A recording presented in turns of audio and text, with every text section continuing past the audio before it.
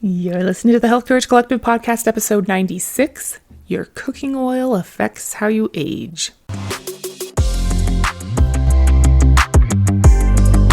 Welcome to the Health Courage Collective podcast, the show for women who are too busy to slog through hours of generalized, inapplicable, and often contradictory health information, but too smart to ignore that a few minutes of focused attention now can prevent years of suffering in the future.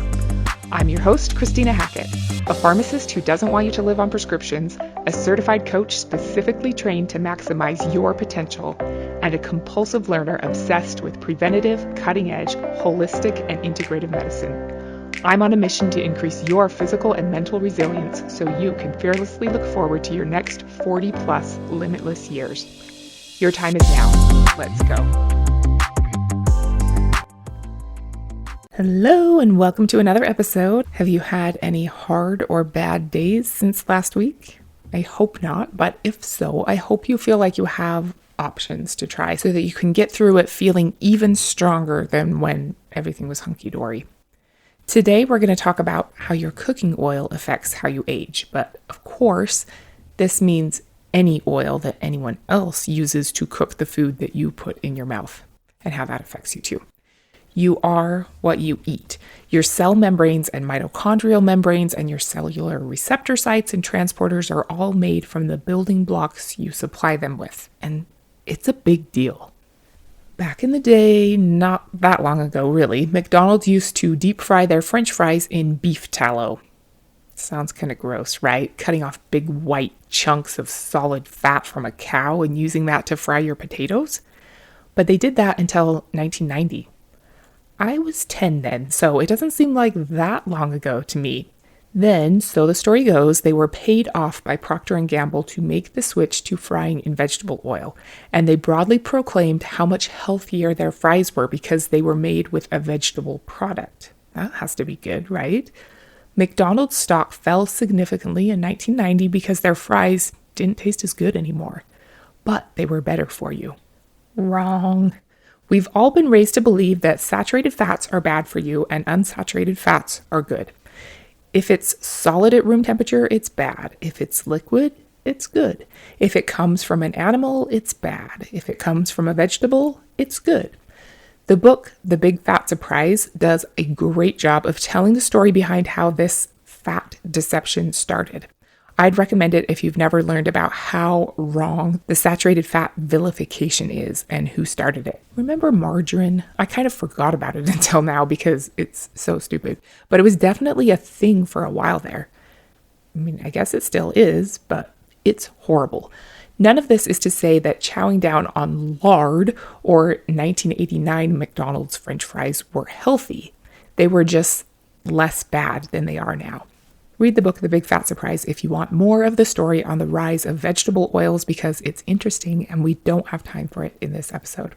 The result of that deception was that we were all led to believe that vegetable oils are healthy and saturated fats congregate in our arteries and cause heart attacks. Big Food loved it because industrial oils are extremely cheap, so they could produce cheaply made foods with decent texture and claim that they were healthy because they didn't have any saturated fats. There were actually some studies showing that switching over to completely unsaturated fat in your diet does lower LDL cholesterol, but that decrease didn't reduce the risk of cardiovascular disease or death at all.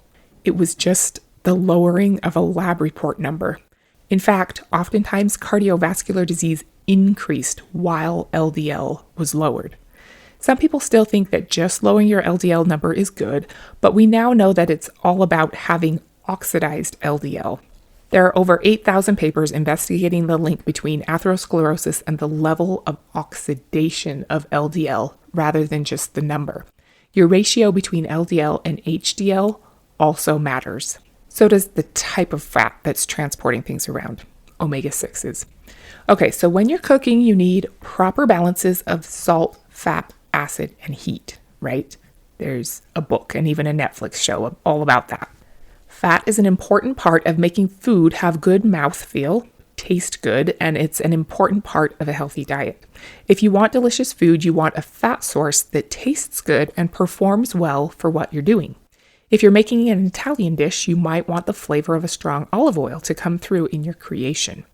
For most things, especially baked goods and stuff, you don't want to be able to distinguish the taste of your oil.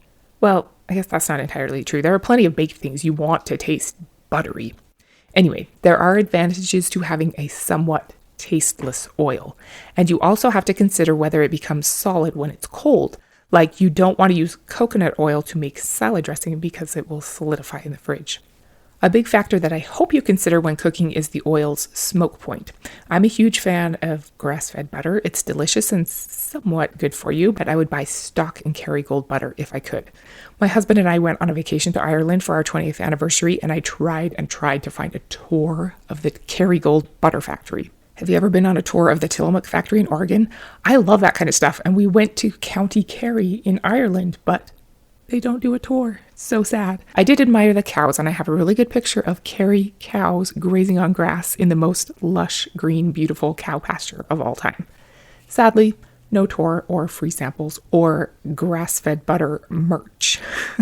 I would have been all about that. But as much as I love grass-fed butter, its smoke point is way too low for most forms of cooking.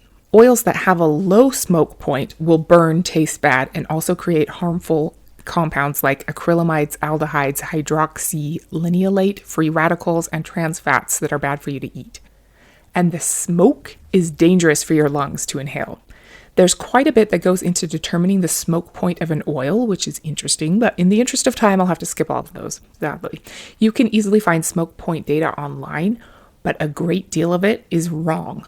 All of those wiki pages and charts and graphs aren't based on science. People are just re-spouting what somebody else said.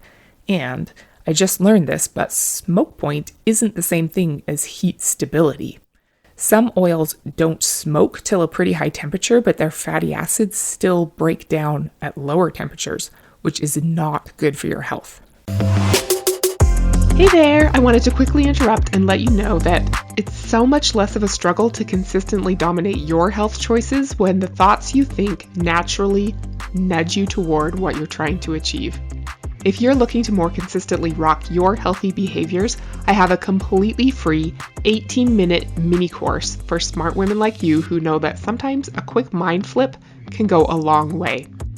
Click the link in the show notes or go to healthcourage.ck/page/mini for this free mini course on 6 thoughts people who consistently rock their health choices think, and start putting one of them to good use inside your head today. Generally, polyunsaturated fats are the least heat stable, then monounsaturated, then saturated. That's why beef tallow was a better choice for deep frying. I never cook at high heat with olive oil because its smoke point is lower than other oils, but it turns out that its heat stability is better than vegetable oils, even though its smoke point is lower. Weird. If you're grilling, broiling, or deep frying, you want an oil that has both a high smoke point and good thermal stability. Avocado oil is the best for high temperature cooking, and that's what I've always used up until around 6 months ago, and I still sometimes do. I think it's a good one. Ghee has a high smoke point too, and I love cooking with it, but I don't use it super often. I bet something deep fried in ghee would be really good, but it would also be super expensive to make.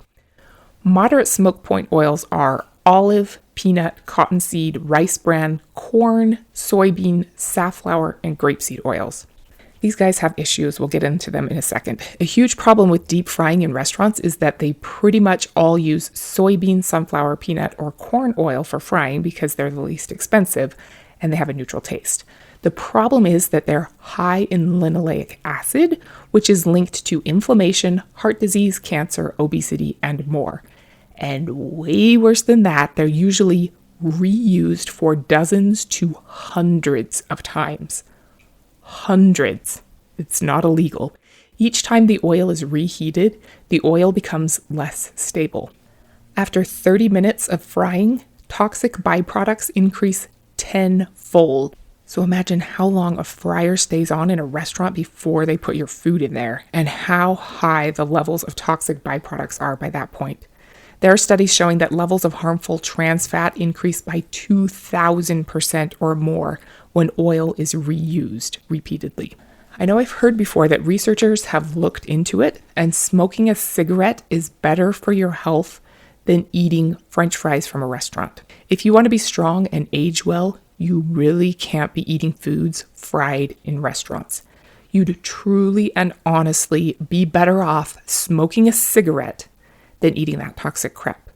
There are tons and tons and tons of studies linking fried foods from restaurants with every disease out there.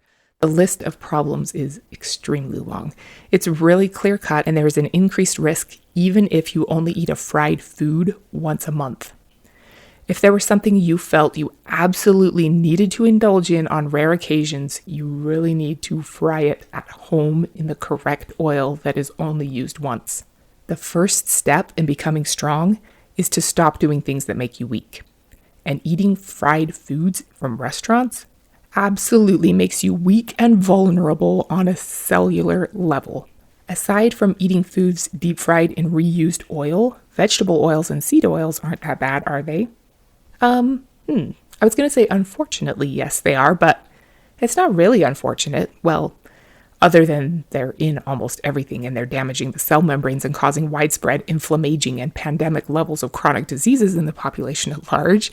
But knowledge is power, and while everyone else around you crashes and burns from them, you can absolutely up-level your biological functioning from the cellular level up by understanding and removing them from your diet. Really, the subcellular level up, because you need your mitochondrial membranes on point, then your cellular membranes, and on up to the meibomian glands in your eyes, the myelin sheaths around your nerves, and everything. Okay, so there are essential fats, omega-3 and omega-6. Omega-9 is considered kind of non-essential. We talked about this a little bit back in episode 59 about fish oil. That's a good one to go back and listen to if you're into having correct fatty acid ratios, which you totally should be. Throughout human history, the ratio of omega-6 to omega-3 fats in your diet was about 1-to-1. That's pretty ideal for the proper functioning of our cellular machinery. Most people today have a ratio of 15-to-1. That's shocking. And it means our mitochondrial and cell membranes don't have the same structure or functionality that they used to. The number of American adults with chronic diseases has increased 700% since 1935. Chronic diseases used to be rare, but these days 60% of adults have a chronic illness. More the older you get. There are lots of reasons why this could be the case, but my personal belief is that changing out all of our cooking oil for seed and vegetable oils is one of the top 2 causes. It's a big deal, y'all. They tip your balance way too far in the omega-6 direction, and they are unstable and highly reactive. They cause impaired membrane functioning, oxidative stress, and widespread chronic inflammation. Industrial oils impair immune function and can contribute to the severity of autoimmune conditions. They absolutely can contribute to chronic pain. They increase the amount of oxidized LDL, and heart attack patients are found to have increased levels of linoleic acid from seed oils in their arteries. Your brain is 60% fat, and studies show that it's more vulnerable to dementia when you have high omega-6 to omega-3 ratios. If you superimpose a chart of vegetable and seed oil use per year over one of type 2 diabetes, they're pretty much the same. The more industrial oils we consume, the more diabetes we get.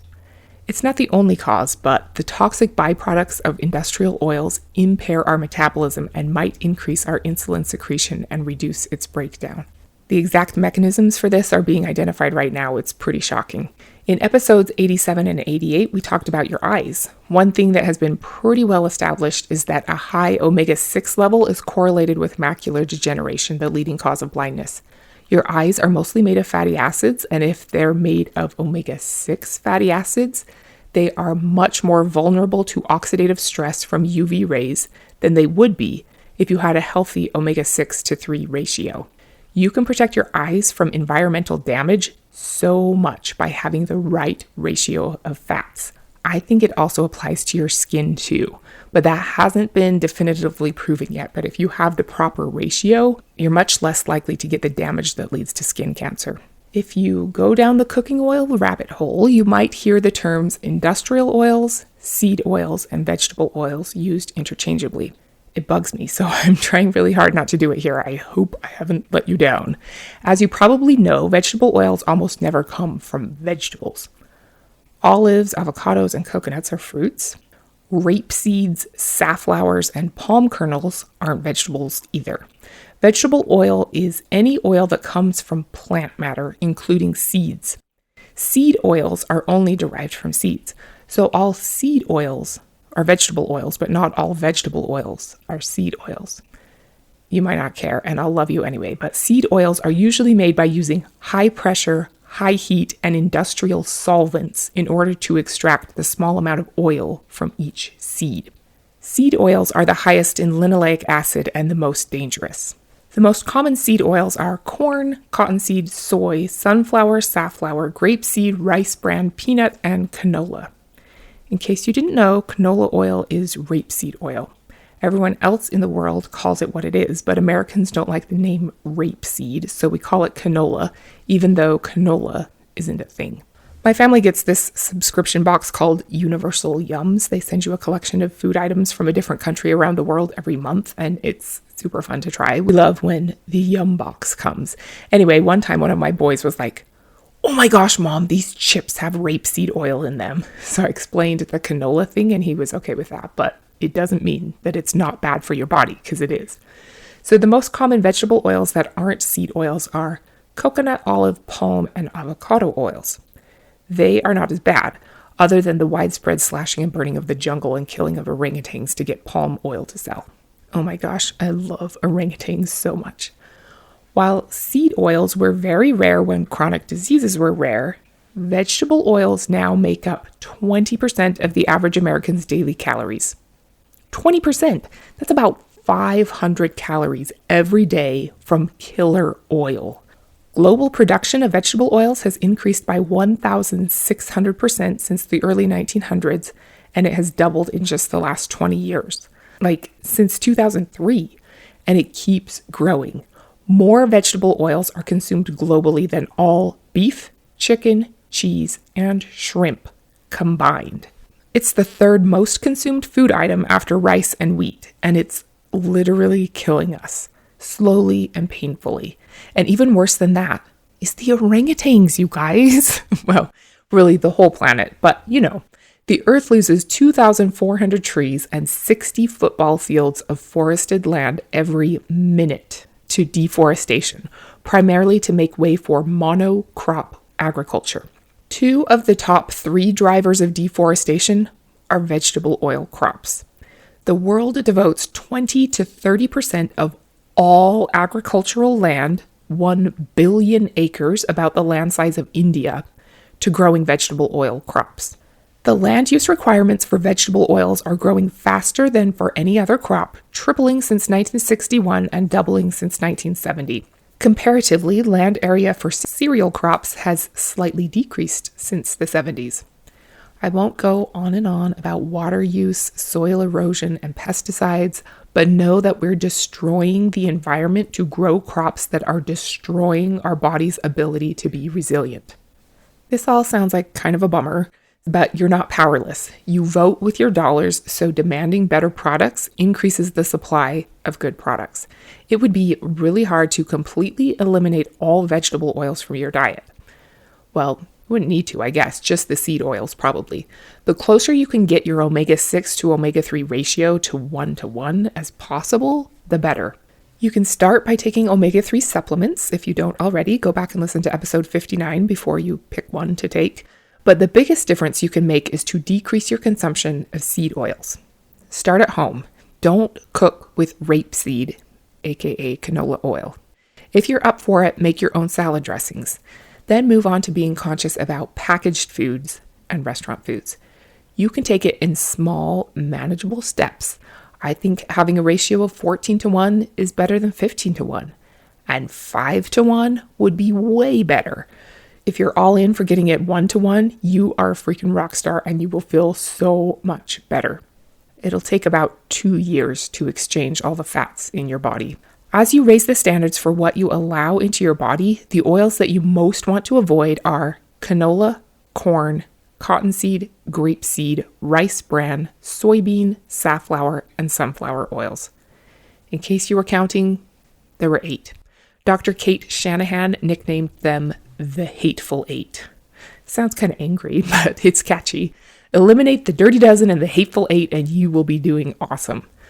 Olive oil, avocado oil, and coconut oil are the best traditionally available options. If you're looking for a new cooking oil, I would highly recommend you check out 0 Acre Farms. I don't get anything from telling you that. I just think they're awesome. They have tons of useful info and articles on their website if you want to read up more about oils. They're a new cooking oil company that has a vision to change the world by changing America's cooking oil. They call it cultured oil because it's made from fermenting algae. You can read more about them on their website if you're interested. The 0 Acre oil has a really high smoke point of 485 degrees. It's pretty much tasteless. It stays liquid at fridge temperature, so you can use it to make salad dressings. You can use it for baking, sauteing, broiling, grilling, frying, you name it. It has the lowest linoleic acid level at only 3%. It's 90% oleic acid, which is a monounsaturated omega-9 fatty acid. Olive oil is like 50 to 80% oleic acid. When I was writing that down, I realized, I think that's Lorenzo's oil. Do you remember that movie, Lorenzo's Oil? I saw it in class when I was in junior high, and I still remember it pretty well. It made a big impression on me. Susan Sarandon figuring out what was best for her son when the doctors couldn't. Cooler than Thelma and Louise. Well, I guess what's really amazing is Lorenzo's actual mom, since it's based on a true story. Lorenzo's oil is uric acid and oleic acid together. Okay, so 0 Acre Farms oil uses 85% less land than canola oil, emits 85% less CO2 than soybean oil production, and it requires 99% less water than olive oil. It's a really good way to replace your high smoke point vegetable oil with something that doesn't contribute to a really unbalanced omega-6 to omega-3 ratio. Those omega-6 oils, mostly linoleic acid, are in almost all packaged food. Nearly every restaurant meal, chips, crackers, salad dressings, french fries, chicken nuggets, shortenings, mayonnaises, sauces, sprays, and spreads. And if those oils are heated for deep frying, they're like 1,000 times worse. On their website, 0 Acre Farms says, "We are on a mission to remove destructive vegetable oils from the food system, and we're not going to stop until restaurant deep fryers, home pantries, and packaged foods around the world are finally free of these harmful oils." Pretty awesome stuff. They envision lowered rates of obesity, heart disease, inflammation, and the restoration of millions of acres of natural ecosystems. Right now, the problem is the price. It's still $26 for a 16-ounce bottle as they're just getting started. Obviously, the price would have to come way down as the demand goes up if they expect to have any chance of being used in restaurant deep fryers. But they're starting where they're at, and I think it's awesome. I have so much more info about cooking oil, but I don't want to take a ton more of your time today. I tried to give you the best highlights, and I hope you consider getting rid of as many seed oils as you can. Control the controllables. Start small. Be consistent, and soon you'll be unstoppable. Next week, we're going to talk about how affirmations don't work. Until then, upgrade your longevity with an oil change, and don't be normal. Thank you so much for tuning into the Health Courage Collective podcast. I am truly honored that you have paid me the enormous compliment of your time and attention. I would be so grateful if you would share this podcast with someone you know and subscribe so you never miss an episode. This podcast is for entertainment and information purposes only. Statements and views on this podcast are not medical advice. This podcast, including Christina Hackett and producers, disclaim responsibility for any possible adverse events by use of information contained herein. If you think you have a medical problem, consult a licensed